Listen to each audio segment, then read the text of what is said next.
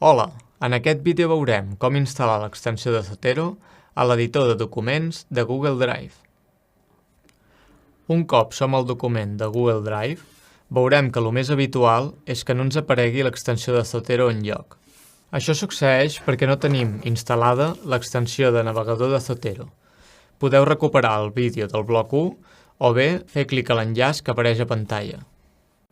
Farem memòria. Hem d'anar a la pàgina web zotero.org/downloads, instal·lar el Zotero Connector i fer clic, en aquest cas perquè és Google Chrome, a Afegeix a Chrome. Li donem els permisos i ja tenim l'extensió instal·lada. Recordem que no ens apareixerà a no ser que l'anem a buscar. Hem de fer clic al botó Extensiones i fer clic en aquesta icona perquè ens aparegui el Zotero Connector sempre. Molt bé, tornem al document de Drive i ara haurem de refrescar la pàgina. I ja ens apareix. Fem clic a qualsevol de les opcions i ens demanarà que obrim el Zotero d'escriptori.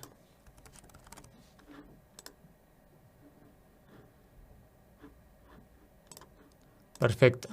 Un cop obert, ja podem treballar amb Zotero. El primer cop ens apareixerà aquesta pantalla, ja que hem de donar permisos perquè Google Drive pugui treballar de forma conjunta amb Zotero. Triem el compte que ens interessi, continua, permet, li donem permisos,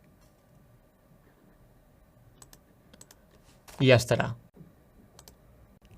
Hem de tenir en compte que només podrem treballar amb l'extensió de Zotero els documents que s'han creat des de Google Drive, és a dir, des d'aquesta opció.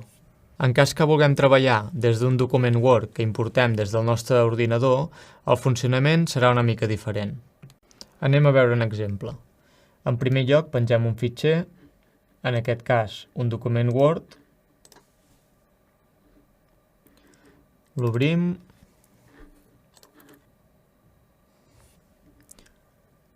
i en aquest cas veiem que quan volem utilitzar l'extensió de Zotero, ja ens avisa que quan volem editar arxius .docs, que és el format que utilitza el Word, la integració de Zotero no està disponible. El que haurem de fer és fer una còpia exacta d'aquest document que hem penjat, però amb el format Google Docs, que és el que treballa habitualment a Google Drive. Fem clic a OK, fitxer, i desa com a document de Google.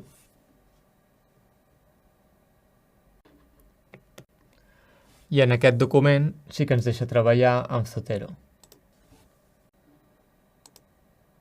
Si voleu saber tot el que es pot fer amb l'extensió Word, tant a Word com a Google Drive, podeu veure el vídeo del bloc 5, inserir citacions i bibliografia en un Word, o bé anar-hi directament a l'enllaç que us apareix en pantalla.